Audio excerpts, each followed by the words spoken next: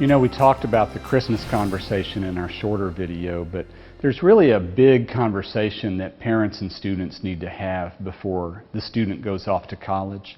I don't think this conversation happened 2 generations ago, and I don't even know if it happened 1 generation ago, but I think it's a conversation that needs to happen now because there's so many options that come with the college package now. And all the stakeholders really need to see eye to eye before they enter the college experience. And so we just put together a list of questions that we hope that people would talk through just to get these topics on the table. And I'm just going to read through some of them and make some commentary, but just to have a conversation about graduation expectations. Because if the parents are thinking that they're going to graduate in 4 and the student's saying, this is going to be the 6 best years of my life, we have a built-in argument here. And so let's just go through some of these, and I'd say, we need to talk about how rigorous was the high school preparation.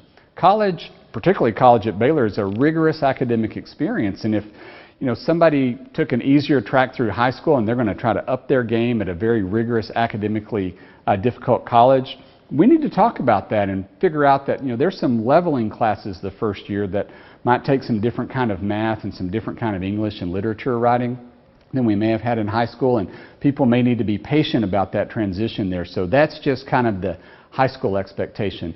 But then what are the performance expectations for college? What is a good semester in college? What is a good year in college? What do you expect the student to have achieved by the end of their first year in college?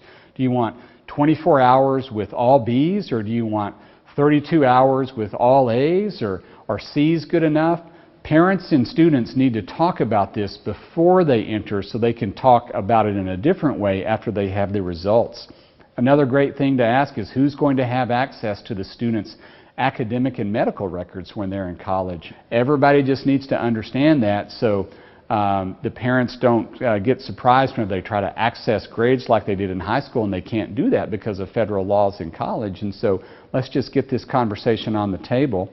How clear are the students' career aspirations? Do they know what they want to do? Are they going into college and saying, it may take me a year to figure this out? As long as people are on the same page there, that can go well. Other little things, well, not little, other decisions that the student will have to make in college are things like, does the student want to study abroad? This could slow them down, this could speed them up depending on the number of hours they could take. It'll certainly have a cost associated with it. Does the student want to join a fraternity or sorority?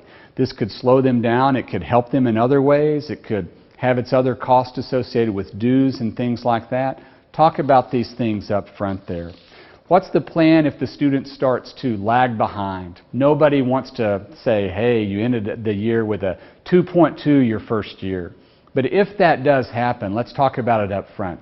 If you don't hit our performance goals, what's the plan for student success there? Do they go for tutoring at the Success Center here at Baylor? Do they have to get an academic coach and some accountability at the Success Center there? These are things the family can talk about up front. Other things, is the student an NCAA athlete in any sport? We need to talk through that.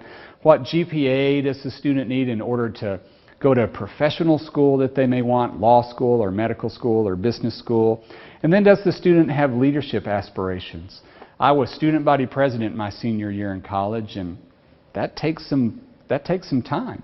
Thankfully, I'd done some summer school work. I'd taken some extra hours, so I had I could take a 12-12 my senior year and have a little extra bandwidth for those leadership responsibilities. But if somebody wants to have, hold a student government office, this could slow them down and we might need a little bit of wiggle room in there. So these kinds of things are important to talk through before you enter college, just so the family doesn't have any surprises. It's a pretty safe conversation now, and students, you may be saying, I don't want to talk about these kinds of things. Trust me on this one.